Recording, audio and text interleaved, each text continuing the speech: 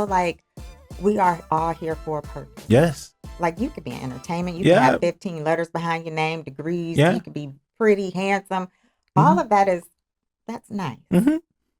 But why are we here? And a part of this conversation that you've highlighted on could also play a role with mental health. Yes. And if there's any families that's watching this Mm-hmm. and they have similar conversations going on within their household Yeah. and they want to help protect their child because this is their journey, Yeah. what would you say to them? Encourage them. What did you have said to you that encouraged you, or what do you wish you could have been told to help you become stronger on this journey? I'm gonna give a lot of props to two people. First, my mom and my wife, the mother of this child, of said human being. Um, my mom has the superpower to love you unconditionally. I have disagreed with her on the support I've seen her give, in certain ways. My mom could care less about my opinion. She the elder. The power to love unconditionally. And I understand that power has changed the world. That has made people marry people of different religions. Ooh, taboo. Different races. Ooh, different ethnic groups. It's brought countries together.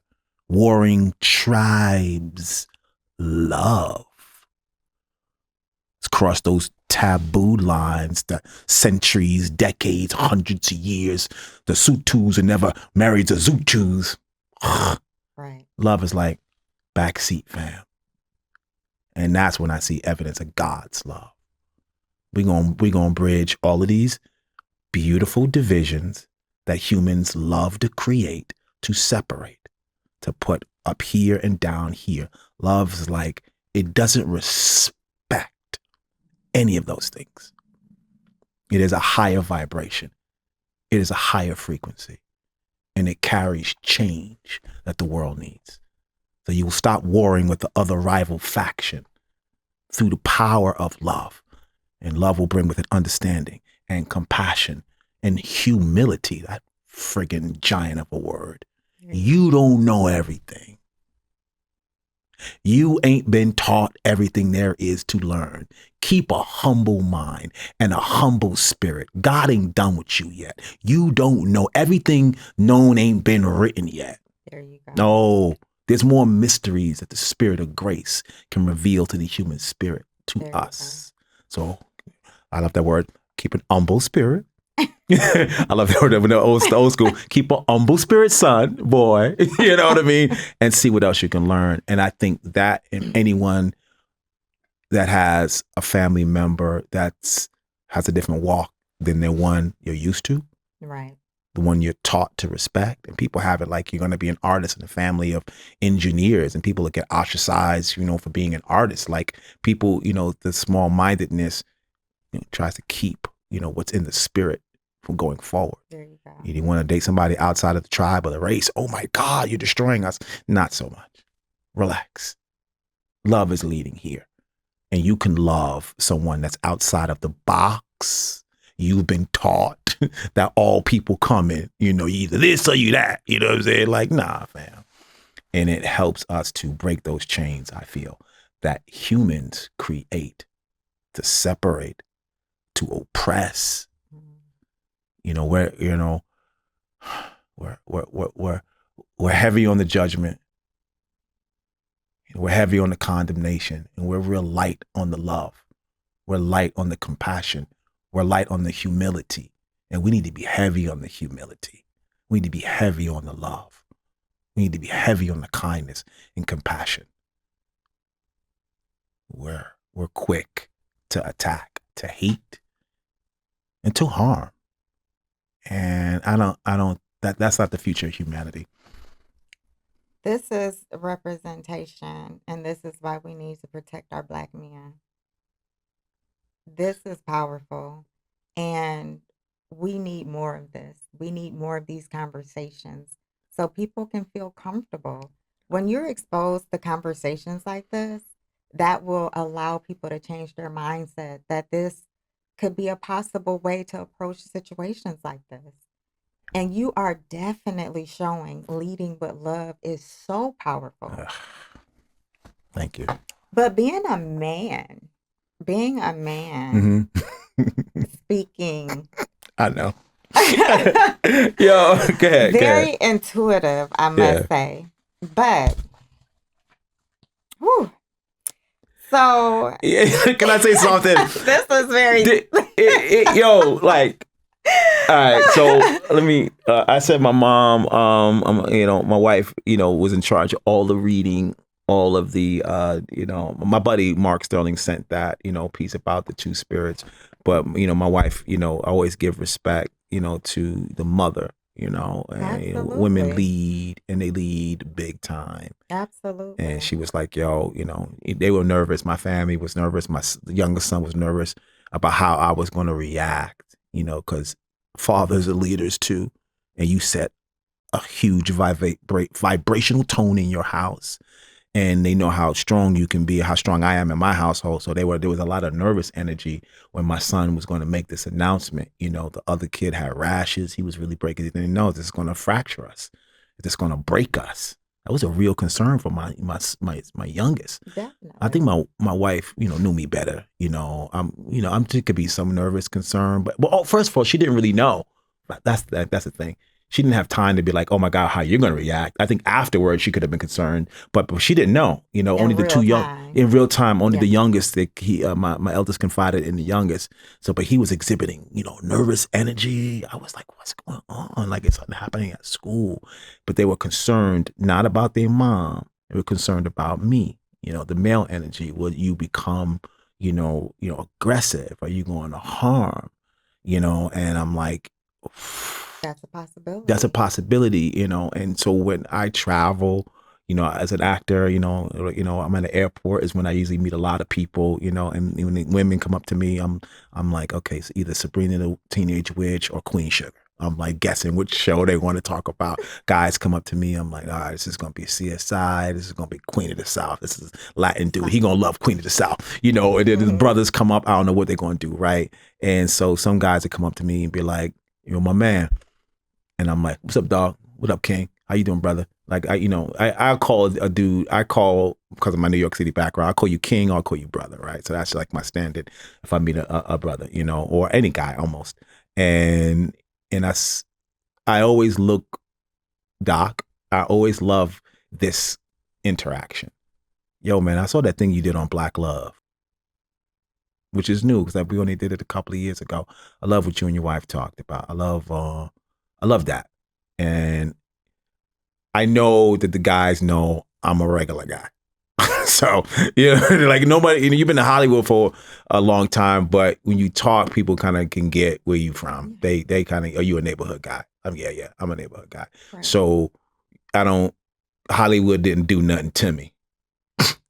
Homeboy, didn't change a damn thing about who we are here. Exactly. So it's always good to hear from somebody that that come from where you come from. And because they're talking, they have experienced it, and they're not the fake thing that people say that people who think that way are. White Plains Road, Gun Hill. Get at me. There you go. That's what it is, homeboy.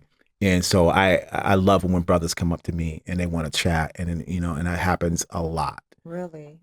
It happens a lot. It's happened to famous people who have kids and they want to call you, like you get a call, yo, someone wants to talk to you, like, oh, okay, cool, what's up? Just walk you through, real humble, because I ain't no expert at all. I'm an expert dad, but I'm no expert in anyone's, psychological, gender. I'm just going to talk to you about my experience. And people do love that. They love the humility. And it's necessary, it's needed, and it's a form of support. Yes. So, that's powerful. We went down that street. Powerful. So we're walking through, and And so I have a nonprofit, Pearl Health Yes. Foundation. I focus on autism awareness and mental health Yes. advocacy. And one thing I've learned that so many families are navigating these Yeah. unexpected journeys with their children, whether it's neurodivergence, gender identity, mental health challenges, and what connects all of it is that we love our children fiercely Yes. and we'll move heaven and earth to make sure that they feel safe and seen and Yes. celebrated. So, with that being said, how do you think this ties into the mental health advocacy? Because you explained that one of your children displayed other signs Yeah. of distress. Yes. And many times people don't recognize that as a form of a symptom Yes. that they're having some challenges, or and even when this is happening within a household, there could be a form of secondary depression, or there people can become withdrawn, isolated. There's so many ways that people could possibly, Yes. digest this information, and then the mental health sets in terms of advocacy. How does that sit with you? How do you think that this could be a way for us to highlight that and provide that support, and also point out some more of those symptoms that you did notice on this journey? Um, to answer it, the first part, I would say, um, what I have found has been that has been tremendous. What I have found that's been tremendous is listening to your children. Listen, not for what you want to hear, but for what they're saying, and then quite possibly what they're not saying. There you go. Right, I'm from New York, so I'm really tough on security, locking doors, locking windows. One time, I accused my wife of plotting with the kidnappers because she closed the windows, but she didn't want to lock them. She was like, "You're a psychopath." I'm like, "I'm not serious about security." You know what I'm saying? Second Amendment, all that. Run up in the house, that's on you, right? God bless you. Hope the Lord is with you. Yeah, I mean, I'm real, but that's my background. Make sure everything is Right. secure, and so I had to move my whole beingness to be as diligent about listening, which is a receptive quality, Right. not a martial quality. So you're going to have to listen. So you remarked about hearing this from a man, and I was laughing because it's taken so much effort for me to also not be martial, but to work in that space of being receptive and listening. And that's not a martial quality. That's a receptive quality. And you're going to have to lean into that space if you're going to be a good dada. If you're going to be a good papa, you're going to have to open up that heart muscle and just listen. Not fix, but listen. Wait them out till they're ready to tell you, and then listen to what they're not saying. Try to figure it out and find ways to gently approach these kids and make sure that they're healthy and whole. And people are in their lives are experiencing things that they don't know have a name for. I encourage anyone, or they're not familiar with a go-to way of being is to listen and listen closely. There you go. And then for what she's not saying or what he's not saying, because you're going to be like catching in the medical profession, catching something early before it gets real crazy, right? Nonverbal communication is powerful, and it's Yes. a key as well. Yes. So I think that is important. But what's important is also preventing homicidal, suicidal ideation with these conversations, right? Yes. And especially with AI now, Mm-hmm. people are turning to AI for Yes. that connection and conversation, Yeah. especially when they feel ostracized from their family unit. Yes. So thank you for that. Because you see it. If you're so busy, you're going to miss it. You're going to miss that on ramp or that off ramp. You could easily miss those Yeah. nonverbals, or a small minor change in that routine, or if they're telling you they have a companion, you not knowing it's a AI, like, Yeah. because that's new for Yes. us. Yes. We that's new. So that's a even different layer of challenges that we have to navigate through, because that was never a part of our conversation, that It that didn't exist. your child could possibly romantically be involved with a AI Mm-hmm. bot With or software. and that could also influence them to Yes. be depressed or commit suicide. Yes. And these are real conversations and real life situations that we're being faced with that we otherwise never had to discuss. In human history that I can think of, right? Thought. Yeah. That'd be something to be cognizant of and to be watchful for. You know, that catch all for me is pay attention, listen to them, don't force them. And when you have a vision for your kids above what's speaking through their soul, you kind of put things on them. But if you be like, okay, their soul is going to inform me about their mission on earth. And if I pay attention, I can help them with the God-given mission that they on earth to reveal and express. Then I'm not in a make you into what you're supposed to be, but listen, watch, and support and reinforce it. And that puts you in a position, it won't be foolproof, but you'll be closer to catching what, it's subtle there at the beginnings. If there's some harm happening, if there's something that feels like, that's eating them, from the inside. Wow. Okay. So I think that with that being said, I think we did highlight and touch on that mental health, which is very serious. Yeah. I want to transition to you running on the beach. Oh, perfect transition, though. Perfect transition. Hold on, let me. We're going to transition to sorry about that. What's hype about health? Sorry, adjust myself. Oh, no, my man flesh showing. Here we go. Because all respect to your wife, but we see you posting these videos, and I see the comments. Come on, because we run to the comments. Really beaming. So, what is hype about health? What are you doing these days to stay healthy? Because that transitions from 20, like you can't do the same things. You can't eat the same amount of carbs. Your metabolism changes. I mean, big time. It's just facts, right? Yes, facts. Human. I mean, for the most part, human biological facts. You know what I'm saying? It's so funny that like running on the beach is my. That's your thing.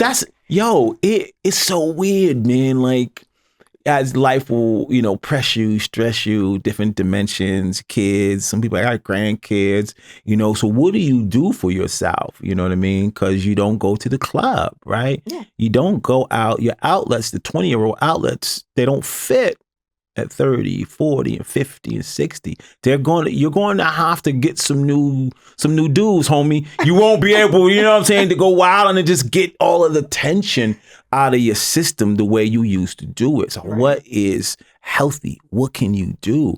And I found, like, I've always, been working out, but it was for cuteness. It was for sexiness.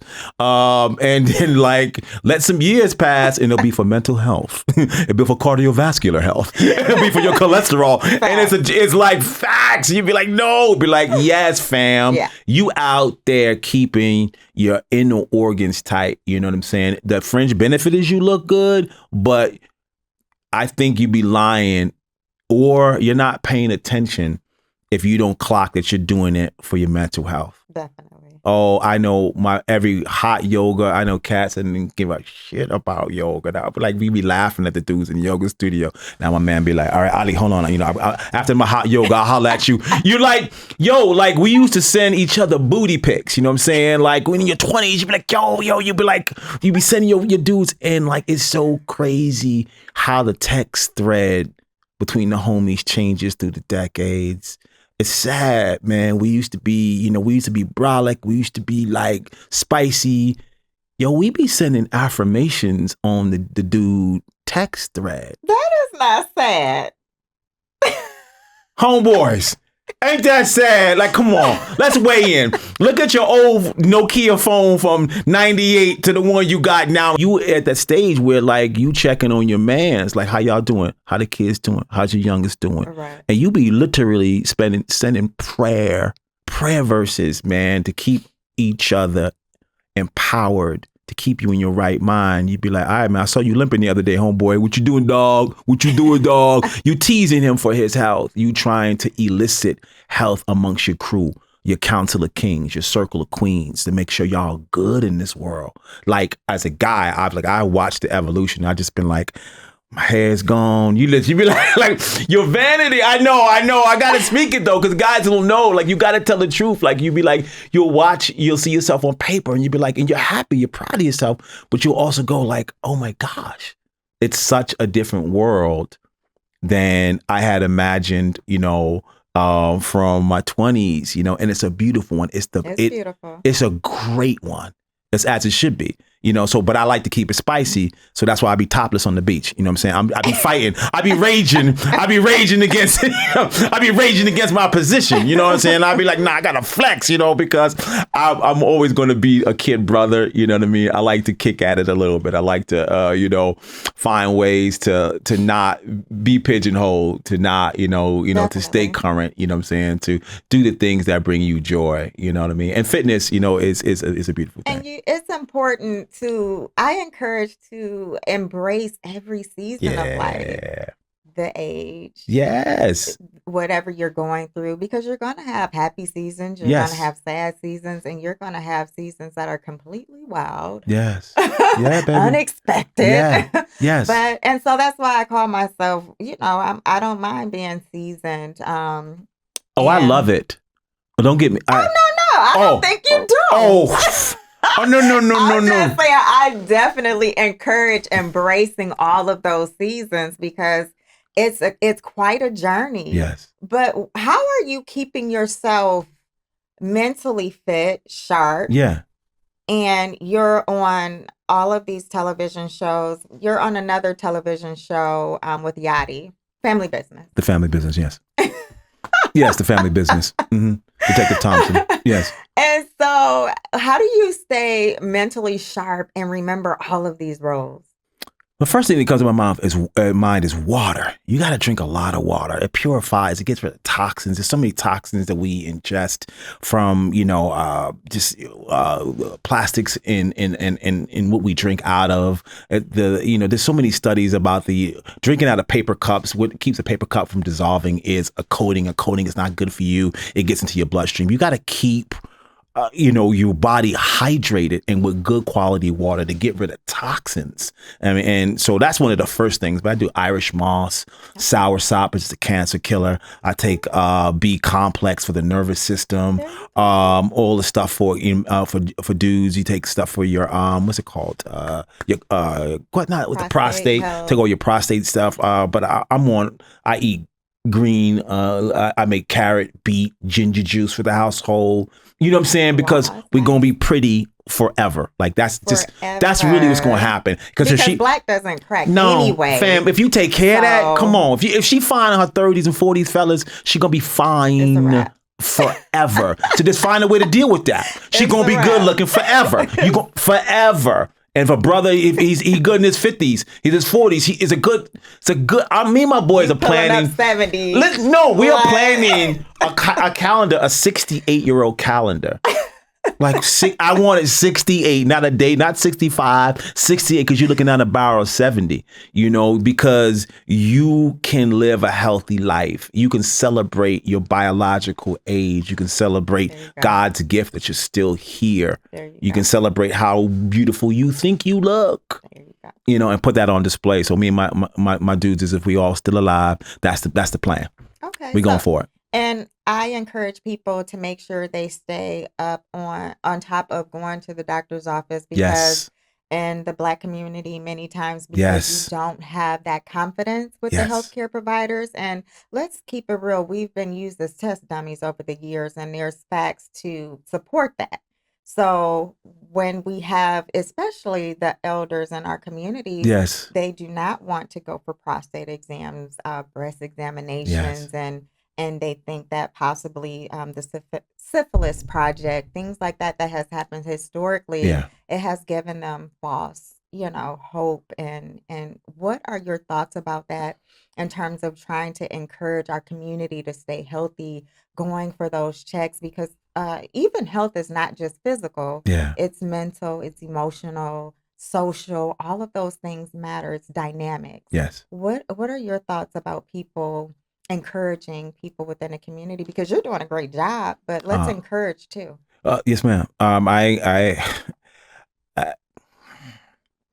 encourage people one of the first things, let me just start here.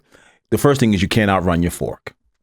So we have to watch what we're putting in our mouths and watch what we're putting in our heads. You know, your diet, your spiritual diet, your mental diet, and what you are eating. Very often in our country, what we're eating is killing us. We eat a lot of processed food. That's just the way our country has gone in the last 30 years. You know, a Chips Ahoy cookie, a Ritz cracker, it's not the same Ritz you ate in 1975. It's a whole different thing. It is not. Breyers, the same ice cream, it's the same name brand, but it's not the same food. True. And a lot of the things we're ingesting, it's not for our well-being. I encourage people to take a look. If there's more than 50 ingredients in what you're eating, I recommend, I encourage anybody to stop eating that thing. Find a substitute. Because you ate it as a kid. And I've shared videos on, you had mentioned some of my social media. I've shared videos of people who were like, it's not the same thing you ate when you was a kid. Yeah. It's made differently. The food processing industry in our country of birth has really taken over, what we consume.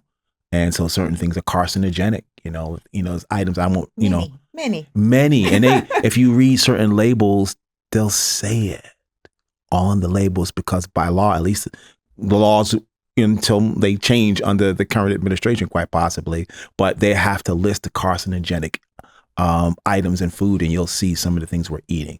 And I think that's a big thing in America with obesity and then with chronic health organ failures.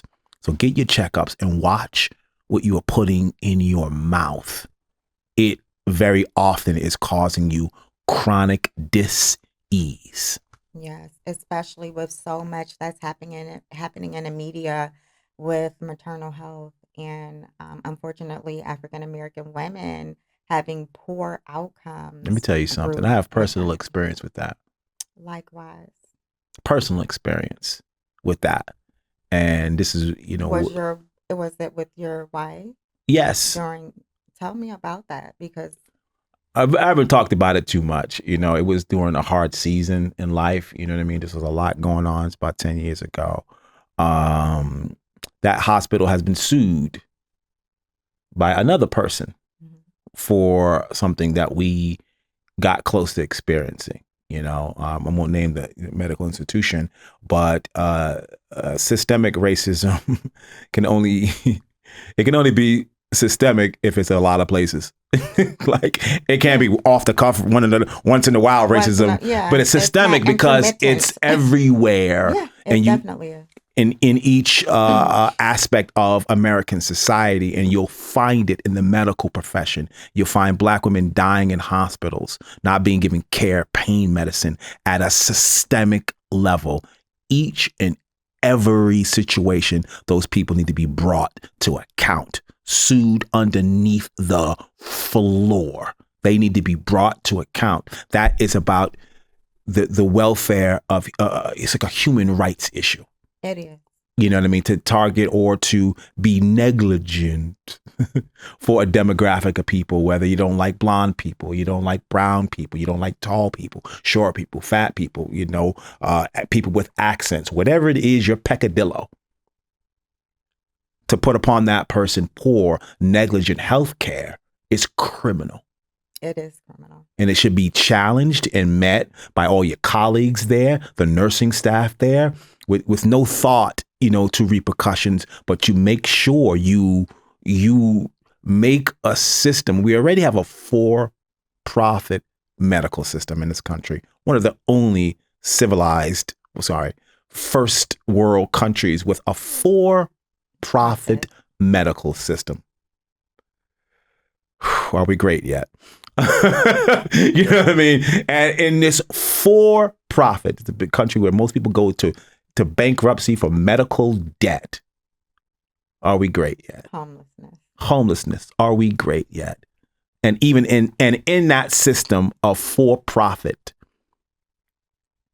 the nerve to target a demographic or group of people with negligent care that they're being charged out the nose for is obscene. It is evil.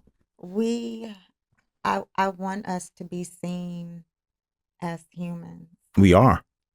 And oftentimes it's not happening. And being in healthcare, I see it on both ends. Mm-hmm. I see it being at the bedside and Mm-hmm. being on the medical side, and I see it as a patient. Mm-hmm.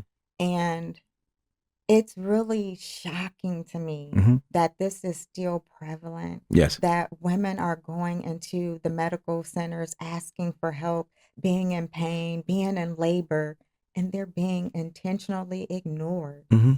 We are mothers, Yes. we are daughters, Mm-hmm. wives, and at the end of the day, we all bleed the same.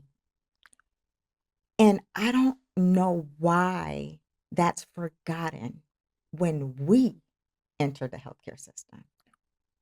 I see the difference Mm-hmm. when certain Yeah. patients Yeah. enter the door and how they're embraced Mm-hmm. and how they're addressed. Any society that teaches that there's a tier to humanity, there's a favored people or a master group. the spiritual wickedness of it, the spiritual adolescence, the spiritual foolery of it, really on a spiritual level, without being too condescending. It's foolery. It is. It's wickedness. It's evil. It is bargain. It is devoid of spirit.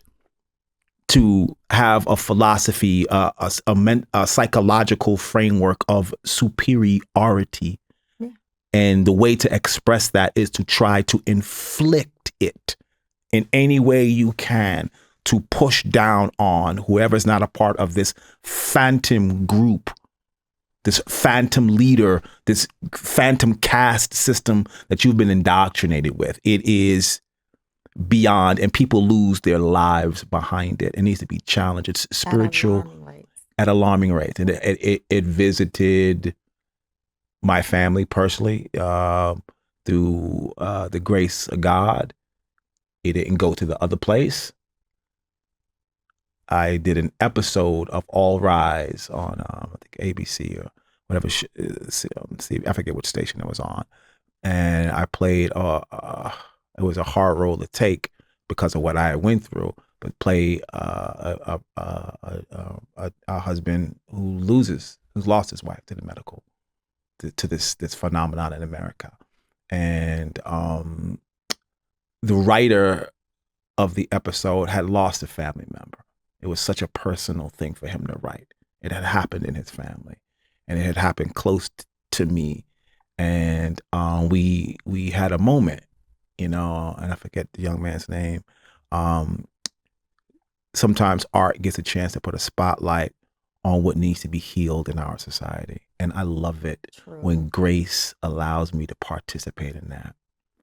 When the spirit of grace allows me to be used in a story that sheds light on where the healing needs to go, where the love needs to be increased, where the evil needs to be released and dissipated. I'm glad you highlighted that, because that is one of the important roles and factors with entertainment, because you really can utilize your platform to storytell and highlight what the concerns are, Baldwin. especially in underserved populations, people who don't feel like they have a voice.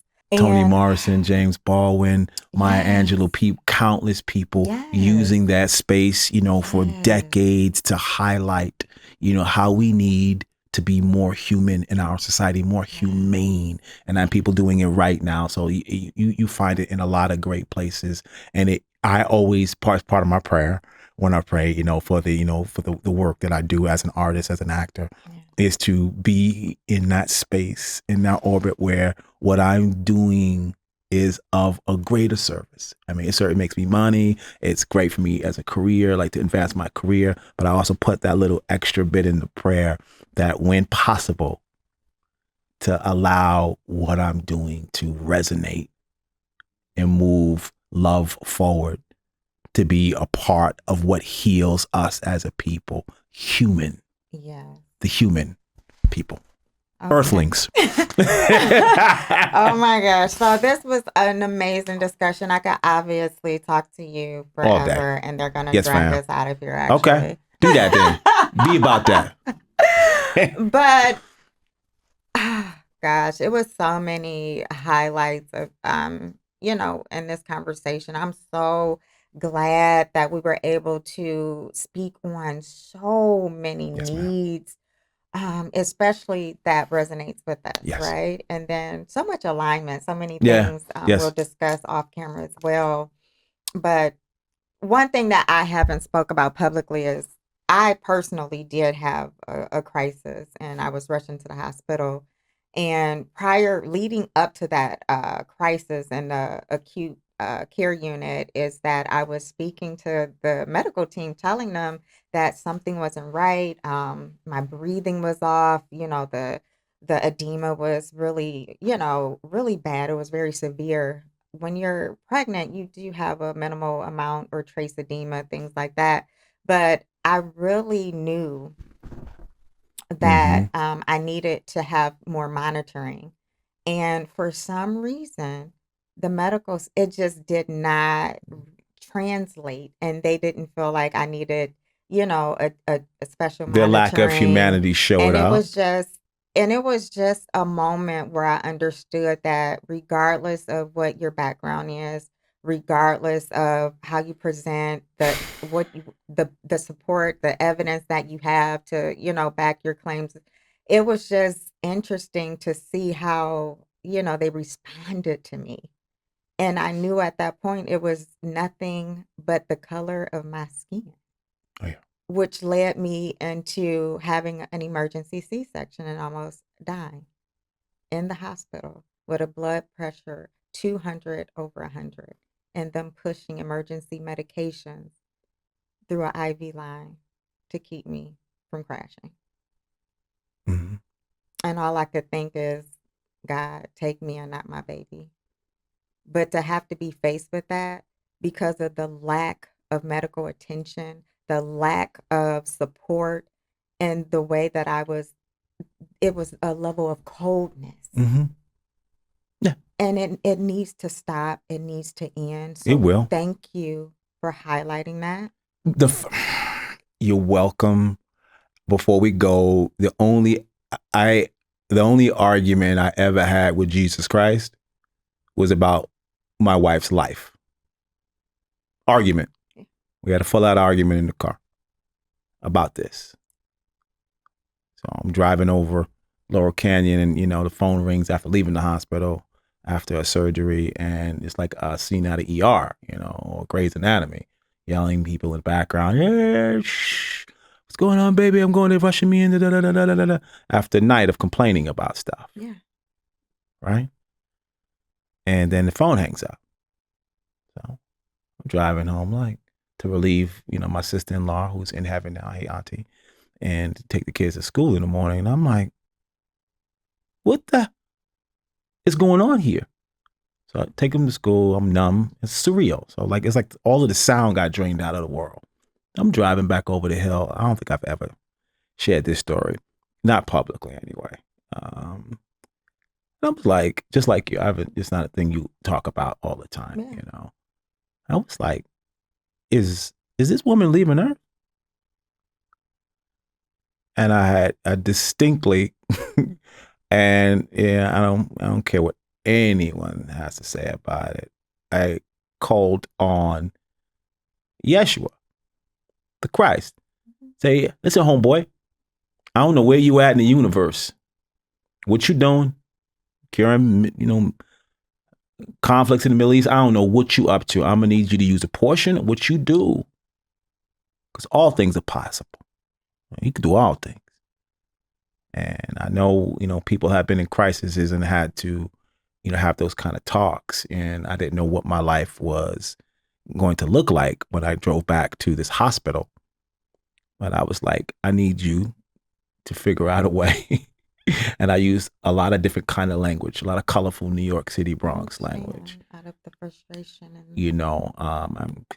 I was like, fam, listen, I work for you all the time. You got me on this life journey, like, but we've already established that. So I'm gonna need, I'm gonna need you, whatever rules get bent, whatever, however reality is get stitched together, whatever you can do, I'm gonna need you to go to that hospital and sort that out. Right. Fam, I'll see you when I get there, dog. And I don't know, I've never talked out of my tongue I have never had any cause to like, felt like I was in the Matrix. But you knew your wife needed that right protection. now. Because, in miracle space, the human world is lights be on and off.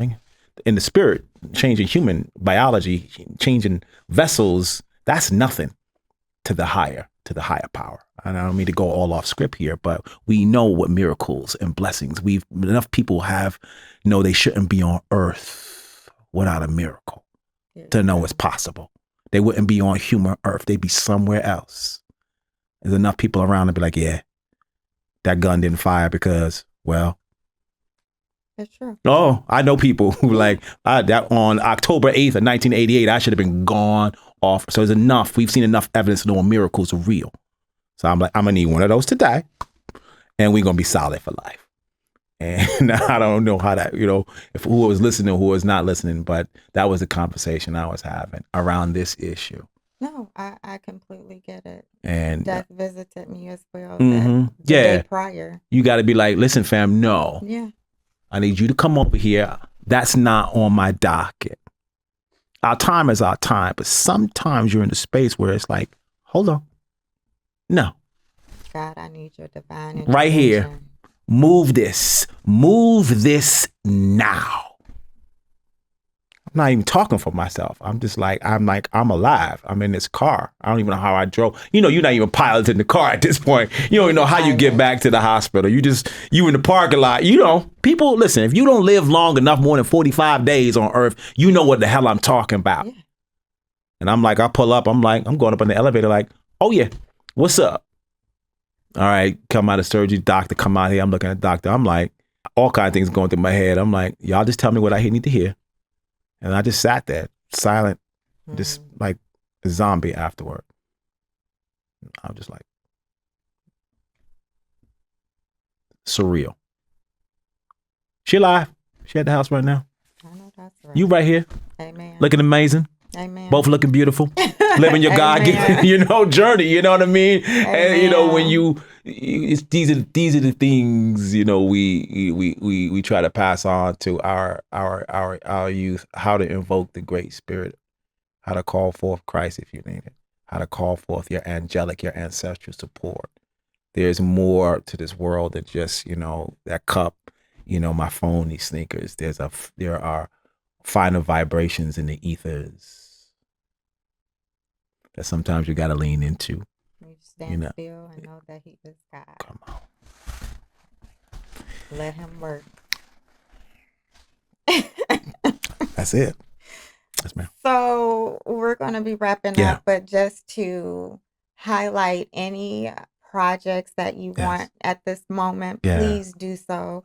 Let us know how we can continue to support your platform. Thank you, Queen. Beautiful family. Thank you, Queen. All of those things. Let us know that. All right. I'm at Alimi Ballard at all of the socials. Working on, of course, Law and Order as Attorney Delahunt, a high-powered defense attorney, and the family business as a detective with duplicitous motives, and there's a few other things, but I think those are the major ones to look out for. But I like to surprise people. The things that I'm on regularly, I let them know about. But there are a couple of other things that I'll be, I like to surprise my family. Okay, and then you mentioned to me you had some advice for retaining those lines. Yes. You want to help people be successful on their journey. Yeah. As an actor, we were talking about how the process of learning lines and how to make that more easier or to make it stick better. Write out how you feel. Don't even look at the lines, and next to the lines, write down, how do I feel? How do I feel about who I'm talking to? How do I feel about what I'm talking about?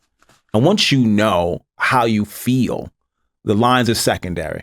I'm mad, I'm pissed. Oh my God, I want to strangle that person. Oh my God, I like this person. I'm trying to get over there. I'm trying to get this money. Once you know your motives, because we run on emotion, we run on intention. But very often you'll have an intention, but your lies are a lie. Your lines are a lie. You're not even telling your real intention. You're saying a story to get what you want because you got to have an objective. So when you know how you feel about what you're doing while you're there and what you want out of there and how you feel about the person you're talking to or about what you're talking about, the lines are secondary. You got an objective you want. So learning the lines becomes like a way to express your objective. Focus on the feeling, the emotion. Yes. And everything else. What do you want out of the scene? I want him to come home with me. Okay. That's what I want at the end of the scene. That's what I want him to come home with me. Whether that's my husband or my son. I need him from those cops. I need him from that lady over here with me. I need him to make up his mind. Whatever it is, I want him over here with me. I know what my objective is. All right. Now, what are these lines talking about? How am I going to get there? Like that, like as clear as day. That's my son over there. These cops have him on his car. I need him over here with me. How do I make that happen? What words I need to say or not say, what I need to do or not do to get that. And once you know what you want, you know how you feel about all the players and how they affect you getting what you want. And the words are secondary. They're just a means to get your objective to you. He with that lady, she a bum. I need him to say no and come over here. How do I do that? Hey, how are you, Mr. John? So good to see you. Wah, wah, wah, wah, wah. You with me. Okay, 5 questions. Yes. Fill in the blank. Yes. Okay. My biggest excitement in life was discovering my purpose and why I came to Earth. my biggest heartbreak was I don't know if I've had that yet. I don't know if I've had that. my most spontaneous moment in life was Deciding to walk into Mind Builders Creative Arts Center at the age of 16 and leave the streets and discover I was an artist. the most beautiful actress you've worked with was Dawn Ballard. And Debbie Morgan. Okay, Dawn Ballard and Debbie Morgan. How about I do it like that? I was not setting you up. No! Oh, it's all good. Dawn Ballard and Debbie Morgan. Get at me. Oh What my else? The next artist I would love to work with, I have not yet to work with, is Ryan Coogler. Denis, the director of Dune, Michael B. Jordan. These two, I was going to say Ryan Coogler and Michael B. Jordan. And they have just fundamentally just blew me away as artists in their commitment to cinema and to what they want to put out in the world. And both of them. And a buddy of mine, Omar Benson Miller, did Sinners. And I just saw him recently. He was like, Ali, it is everything you think. They are that. And it's like, oh, you know, they have a saying, never meet your idols. Don't meet your idols. Let them stay idols. Uh-huh. So when you hear people meet people that you are so moved by and they tell you you couldn't be in a better room. Right there. all right. Yes. Well, that's a wrap. That's a wrap. I want to appreciate you for being here. Yeah. And oh gosh, we've learned so much from you. And you just keep shining your light. Yes. You keep on with this journey, impacting others and being a source of advocacy, a source of strength, a source of motivation. Yes, ma'am. Please do the same. I return that spirit right back to you. So for now, stay unboxed and fearless. That's right. I shall. Thank you.